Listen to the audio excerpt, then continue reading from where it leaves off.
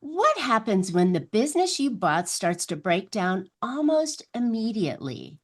Missed calls, scheduling problems, lost invoices, and too many moving parts for one owner to try and hold everything together. On this week's Profit with a Plan, we're talking about how AI automation can help service business owners replace the chaos with simple systems and reduce the number of hats they wear while they build a business that doesn't depend on their every minute of their day. Because your business should support your life, not take it over.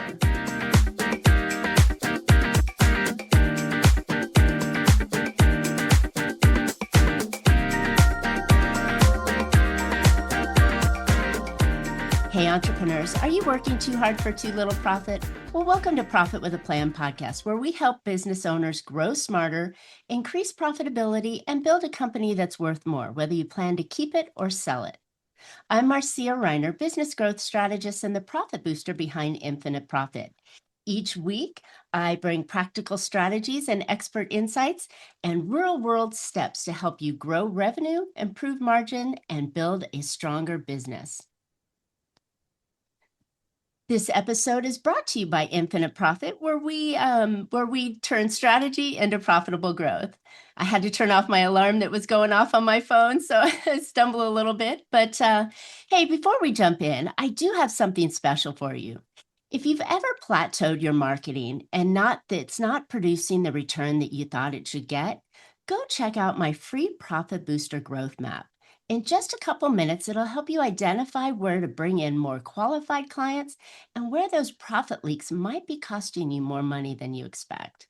So go get yours after the show at profitbooster.biz. And by the way, there's no sales call required. Now let's get into today's conversation. My guest today is Andrea Palacio. Andrea knows what it feels like to build a business around the life you want and what happens when the business you buy becomes more demanding than you ever expected. Andrea built an e-commerce company from a sailboat and sold it later and acquired a landscaping business while pregnant with her second child. The company looked like it was a strong opportunity, but after closing the deal, the operation began to fall apart. Instead of walking away, Andrea rebuilt the business using AI automations to manage calls, scheduling, follow-up, invoicing, and everyday tasks that were creating the chaos. Now she helps other service business owners use simple AI systems to reduce the number of hats they wear and build companies that run without consuming their entire life. Welcome to Profit with a Plan podcast, Andrea. Glad to have you on. I'm so excited to be here, Marcia. It is great to be speaking with you. Yeah, and I love the fact that we can talk all over the world on Zoom, and it just makes it like we're sitting across from each other. 100%, 100%. And you couldn't have articulated the whole story better. I think it's the best one that I've heard. Oh, well, thank you. Thank you. I'll put that up to my training my AI to help me to be able to produce the podcast in a way that sounds better rather than me having to use just my brain. I use the collaborative brain of my AIs. So Well, I you're doing love it. great. Yeah, so it's a perfect leeway into the conversation. But first of all, you were working on a sailboat and you stopped. What is it wrong? What happened? We purchased the sailboat in 2019. We lived on the sailboat and sailed across the Caribbean, all the way from South Carolina, where we bought the boat, and sailed it across the Caribbean, all the way down to Colombia without having any experience. We had never been on a sailboat before. Oh my And goodness. we had an e-commerce business that we were running, and we were just getting to the most beautiful, incredible islands that people dream of being there. But at some point, 3.5 something years into it, something started feeling like, okay, what now? It's just, this is incredible. This is beautiful. This is great. But what am I giving to the world? Like, what am I doing? Like, am I going to stay here just in a boat, just going, from one Maybe. beautiful place to another? It just felt like I wanted something bigger. Like I was meant for something more impactful, I felt. And so that's what made the decision. That's where we made the decision to just start building our family. And we moved back to Miami, and we decided to sell our e-commerce business and decided to acquire the landscaping company, hoping to just scale and just basically challenge ourselves a little bit more on a professional level. Yeah, and then that's when it all went wrong, right? Yeah, just 5 days into the closing, the seller stole $7,500 from us from a past project that we had no idea was even open. He just disappears 5 days afterwards. He was supposed to train us based on the agreement that we had, right? We had a Mm. 30-day agreement because we knew nothing about landscaping. We didn't know who the vendors were. We didn't know who the clients were. So he was supposed to transition, train us throughout that entire process. And within just 5 days, he just disappears. We know nothing about this man. We start losing all of our top customers. Then we have the manager just maybe, 2 months into it, maybe a month and a half. The manager just says, okay, guys, I am leaving. He wasn't closing any sales. We told him he was now the salesperson because we thought he knew more about the business than we did. So the thing we assumed, like, hey, he can do much better at sales than we can, right? We'll keep the business going. Because he didn't have any sales, I guess he just felt like, hey, maybe this isn't the role. This isn't the role for me anymore. So he just says, hey, I'm leaving. And that same day, he gathers every single employee of the company. At that time, we had 12 employees in the gas station, just tells them, this two are not going to make it. Being me and my husband, we weren't going to make it. So you guys all better find other jobs. From there, it's just all goes downhill. And we are just, my husband ends up having to do the labor so we don't lose any more clients. I am, doing admin, customer service, scheduling the crews, um, pretty much everything, that I could do from a computer while having my toddler and my newborn. Because at the time, my son has, well, or I was pregnant with my second one. It was a lot. It was Oh my so gosh. painful that Just my the whole business brain just alone, not having kids. exactly. It was so painful that my brain, I think, buried the whole thing and it confused the timelines. But it was exhausting. It was definitely one of the hardest times of our lives because we had gone from living on a sailboat and having all the freedom to scuba dive and kiteboard and do whatever we wanted to suddenly just have, yeah, babies crying, yelling that need a boob. And on top of that, a business that's crumbling. We are losing, like, we had gotten a loan using an SBA loan. And that meant that we had to put our personal assets as collateral, right? Which meant our home was on the line. Like everything that we had worked for was on the line. It was a very difficult time because I had been dreaming of wanting to be a mom for years. And those times I was like, I don't want to be a mom. Like, I don't know why I'm in this situation. I don't like my life anymore. Why did I choose to Yeah. do this? So it just felt like a massive mistake. And you start really thinking about whether it's, what you should do. Did you think about, is it me or is it the business? Obviously, it was the business. I mean, we can see that it was the business, but I know that this is, I mean, that's really traumatic. So how did you I mean, there are many of us business owners that every day we wake up going, what the heck am I doing here? I need something better. There's got to be a better way to do business. How did you lean into the automations and AI to be able to make it easier for you to run? Yeah, that's a great question. So for a really long time, because the reason why we acquired the company is because we watched a lot of YouTube videos on people that were into mergers and acquisitions, and they just said how easy it was for you to acquire a boring business, and then you just buy another one, and suddenly you put them together, and now you exit as a multimillionaire. So it seemed very simple on paper and on a video. And when we went and did it, it was like the hardest thing. It was really, like you said, it was a traumatic experience. And so for a Wow. lot of months, I just blamed it. I'm like, why did they make it sound so easy? I made it on and blamed it on all these YouTube videos and on myself for feeling stupid that I like fell for it and just went down that hole. And then I just said to myself, you know what? Like I could sit here and just be a crybaby and be a victim and be like, why did this happen to me? Or I could man up and say, hey, I don't have the skills. Clearly, this is the reason why this is happening. They had the skills. So for them, it was easy because they had already built those skills. I didn't have those skills. Right. So I had to build them. So you start just by the first thing I would say is just analyzing yourself. And you're like, okay, if I'm in the situation, it's because clearly there's a lot of things that I didn't know. There's a lot of mistakes that I made. And so when you just say, how did I contribute to the situation instead of blaming it on somebody else, it kind of gives you control back of the situation. And so when that Exactly. happened, we just started figuring out how we were going to rebuild the business. And we started by just saying, okay, well, we're losing customers. We need to figure out some way to get leads. We started running Google Ads, which we ultimately lost a bunch of money because while you learn to run Google Ads, you're going to lose money, right? So we end up losing like another $11,000. We're in this deep Uh, hole. And at some point, after the things go bad, to say in the the best bottom. You words hit possible. bottom. You Exactly. couldn't After go you any hit bottom, farther. then you're in the worst situation. The only thing that can happen is that you go back up, right? That's the Mm. only thing that can happen. So we just started figuring out like, okay, let's just improve the employees. Let's just try to hire better people. Let's try to let's run better ads. Let's run better systems. And then as that happened, we started working over 80-hour weeks, both me and my husband, and with the kids. And we are just like, this is way too much. It's still not the business that we want for our lives. I don't see myself doing this long term. So I told my husband, we either sell the business or we find a way for it to run automatically, like we did with the e-commerce business. So at that point, I started trying to hire somebody on Upwork just to see if they know somebody. AI had just been open AI had just been public. It wasn't too popular at the time. I end up hiring someone on Upwork and I say, hey, just build me this receptionist. I kind of had it, I don't know why, I already had it in my mind. I'm thinking, some type of agent where AI answers the phone and then it just directs the call if it's a billing issue, if it's a complaint, if it's, something where it's already managing the calls and I don't have to be answering the phone 50 calls a day. We had over like 200 something customers.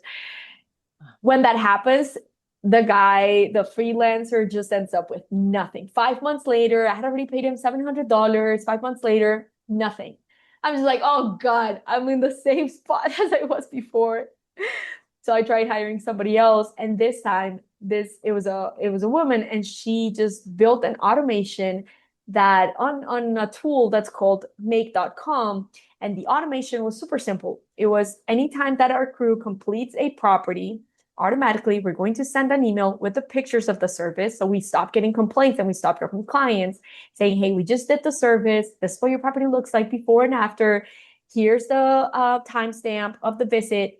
And also, by the way, did you like the service? Is everything good? Hey, drop us a review on Google, right? That worked great. It was awesome.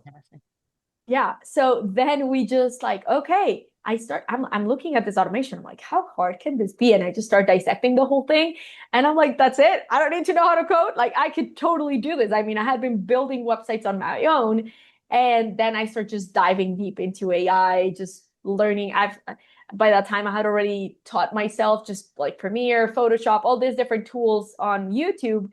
And I really believe I went to school for international business and management information systems. And I really do feel like everything that I've learned has just been as an entrepreneur rather than in school, right? So I Isn't was that like, the I truth? think, And your story, Adriana, Andrea, is common though. You're not alone at the challenges that I'm hearing from you. I'm going, I've heard that before. I've heard that before. I've experienced that one. Oh yeah, I felt that. So I mean, everything that you're saying seems like it's this huge mistake you created by leaving the one business and grabbing the other business. But in reality, almost every business owner is facing that in one way, shape, or form, the challenges that you've gone through just by the fact that they maybe knew landscaping, right? And understood that, but really didn't understand the business side of it. And I mhm, think what you're sharing is common, like really common. The stress, the high stress, the 80 hours, the trying to figure it out as you go along. I mhm, mean, this is crazy. It sounds crazy, but it's in reality. I know a lot of business owners are going, that was me. Yep, that was yeah, me. Or that's still me.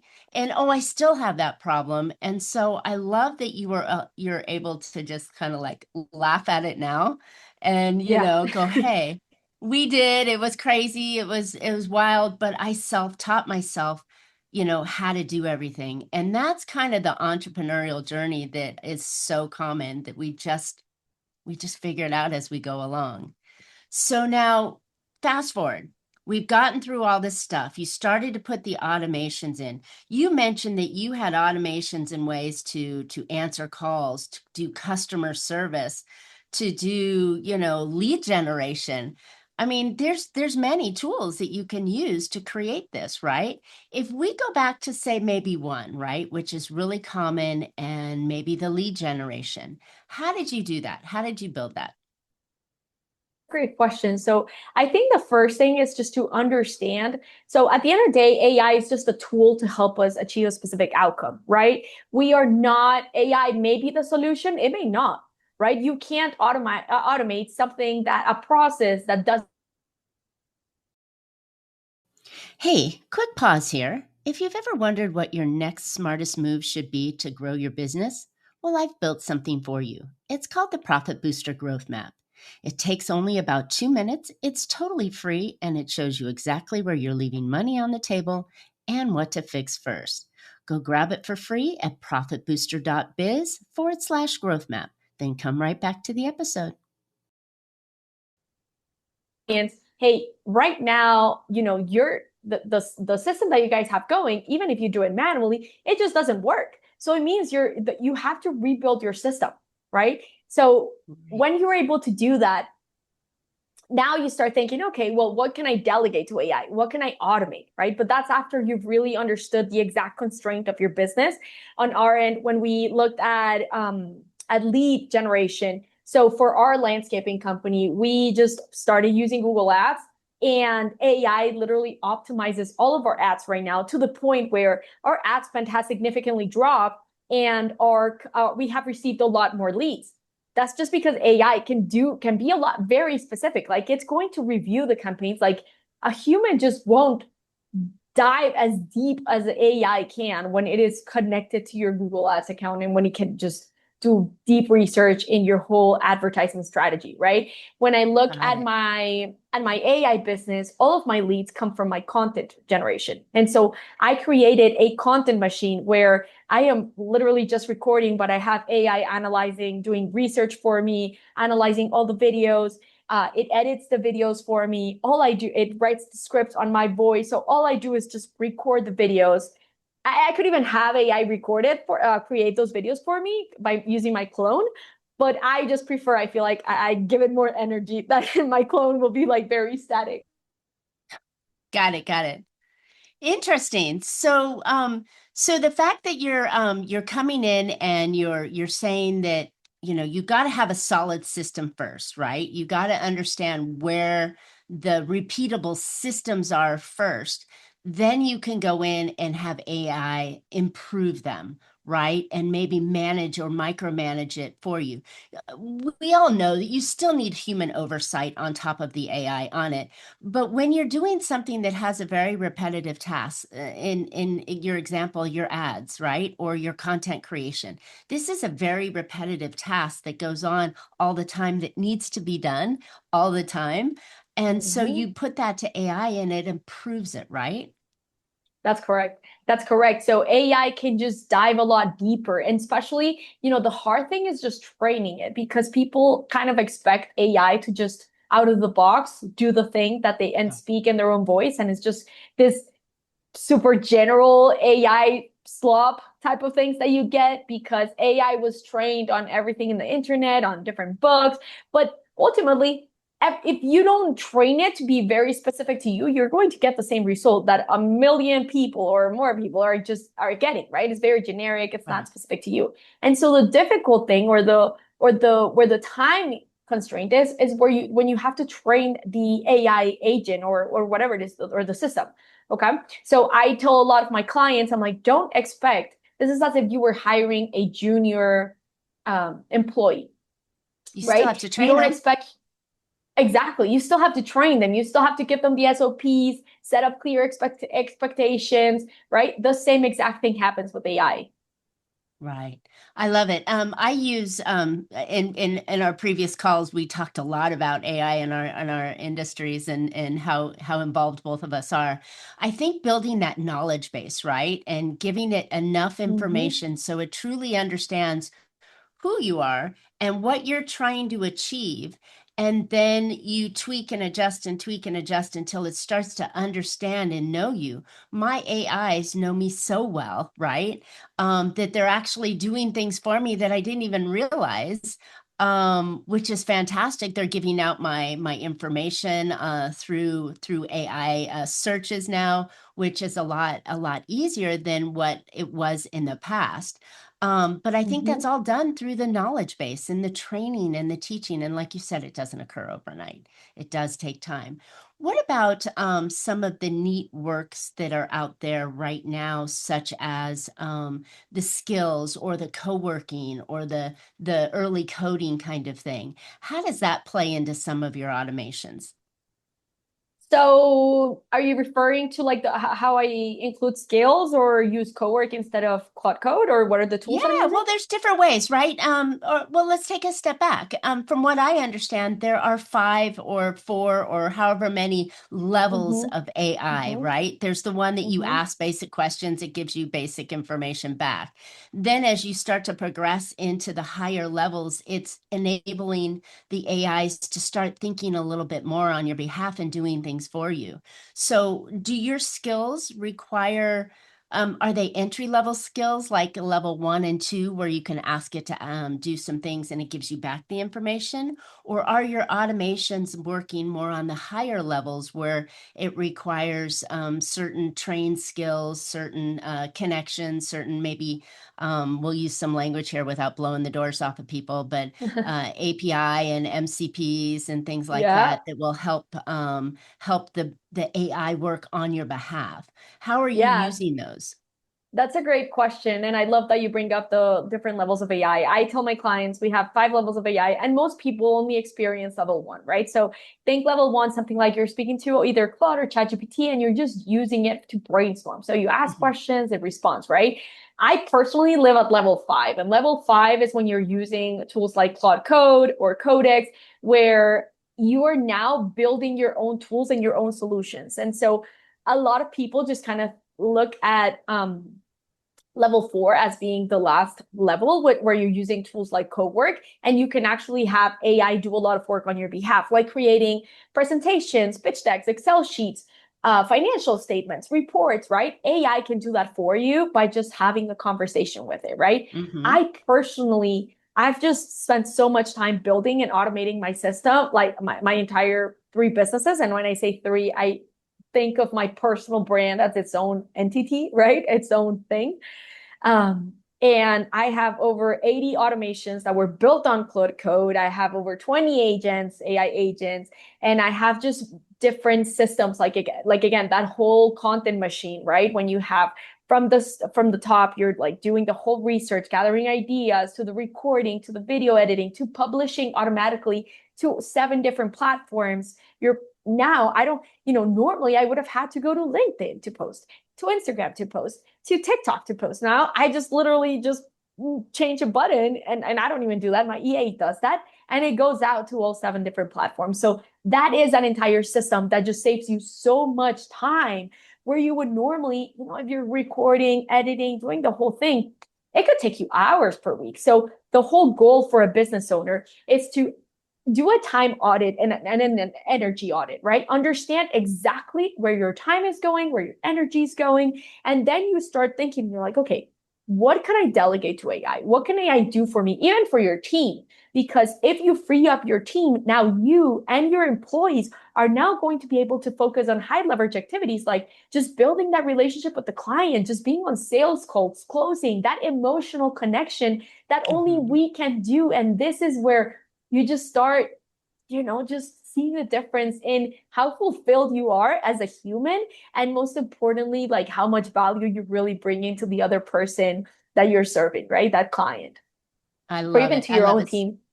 And I love it. Spending time on the things that only the human can do, that engagement, that connection, that emotional support that you Mm-hmm. really truly want to have.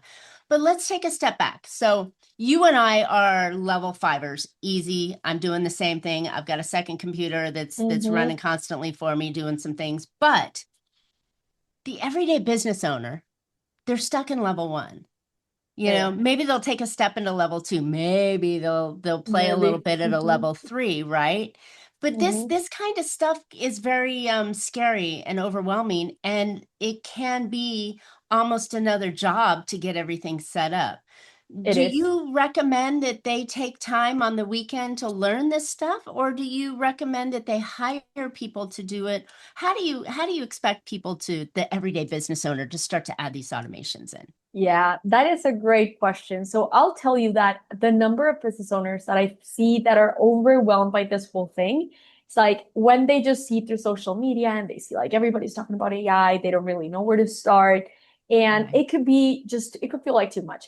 My first suggestion is just pick one tool. If you ask me, just go all in on Anthropic, on Claude Code, Claude Cowork, and Claude Chat, right? Just go all in, and with that one tool, you can pretty much build almost any system that you need or want.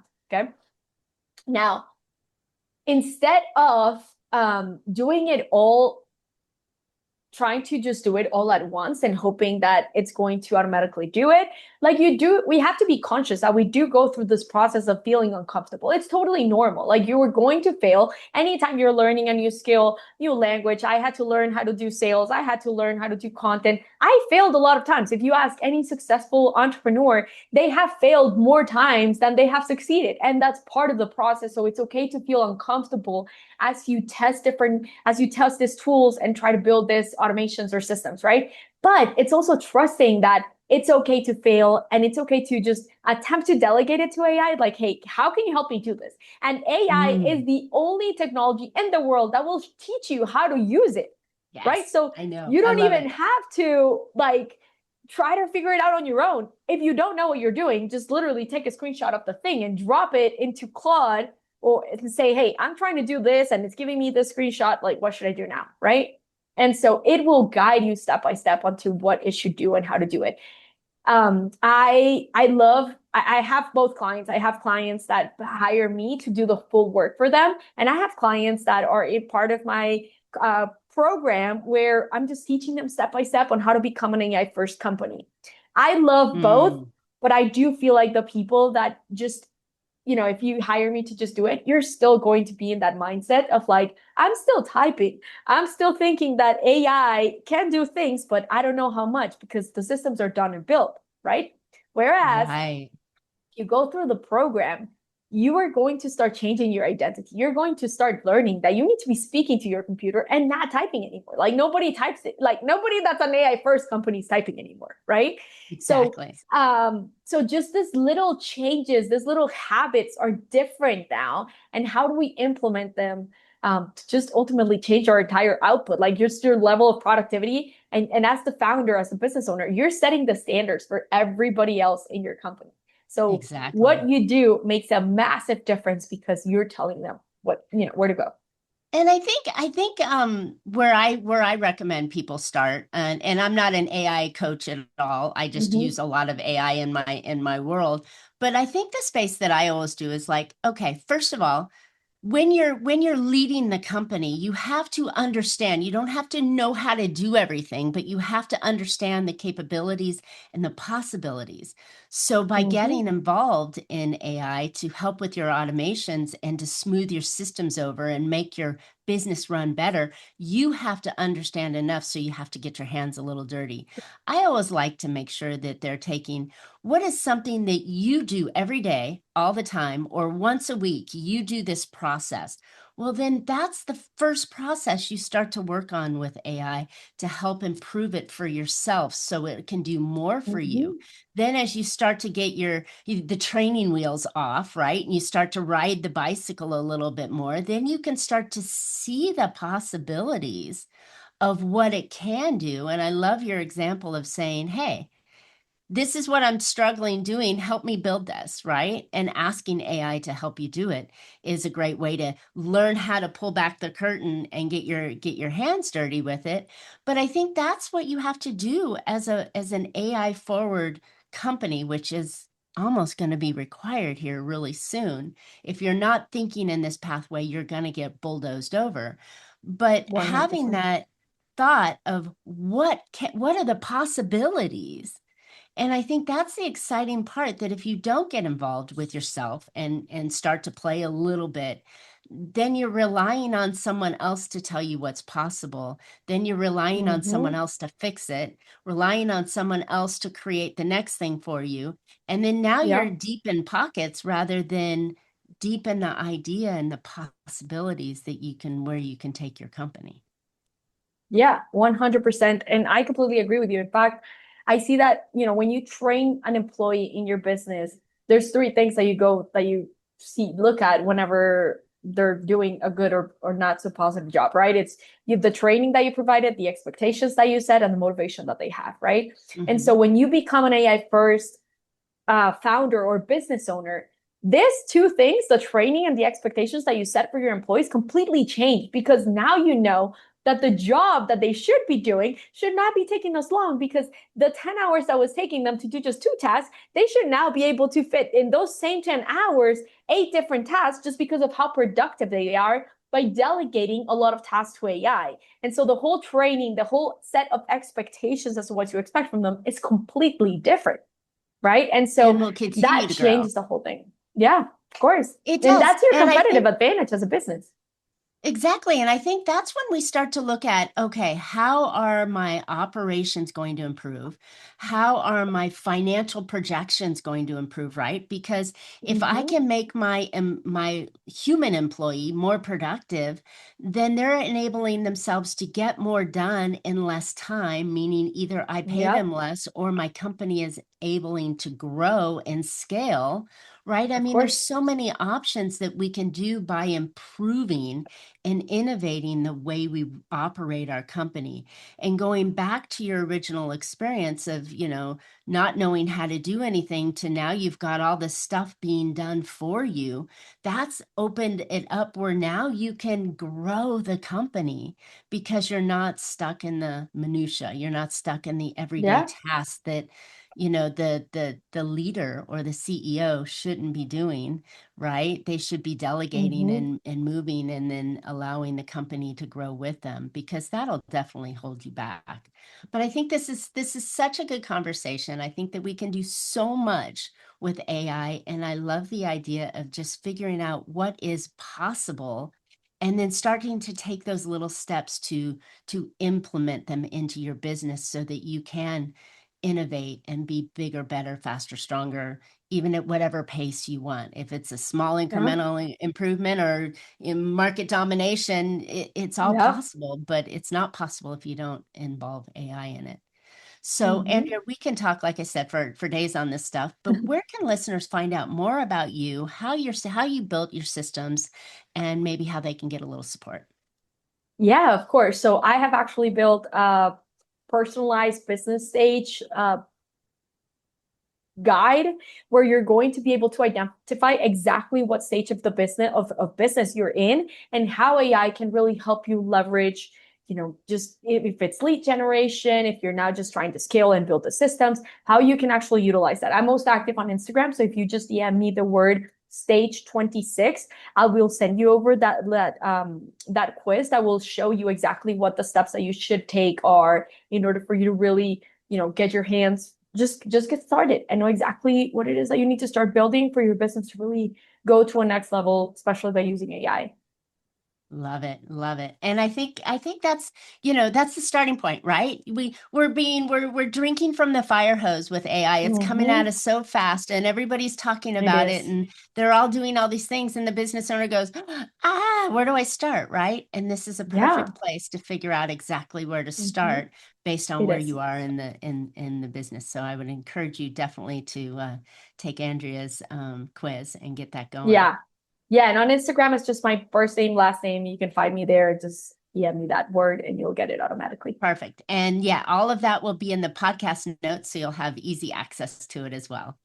All Mm-hmm. right. Well, thanks for Awesome. listening and tuning in today. I hope you're walking away with some practical ideas that you can put to work in your business to become more profitable and a more valuable business. And I know that AI and improving your systems and your automations and making the technology that costs pennies work for you 24/7, 7 days a week without a vacation or a holiday or Mm. complaints. It's really a fantastic tool to start looking at innovating your company with. Yeah. All right, before you go, if you want a clearer path on more revenue and stronger profits, go grab your free Profit Booster Growth Map after the show. It'll quickly show you the top opportunities to grow revenue and stop those profit leaks that may be holding you back. Go get it now that the podcast is almost over, at profitbooster.biz. And if this episode gave you value, be sure to subscribe and share it with the other business owners who may need to hear it. I'll see you on next week's show with more strategies to help you grow smarter and profit stronger. So until then, make your plans and profit with them. Thanks so much, Andrea. This is fun. Yes, thank you so much, Marcia.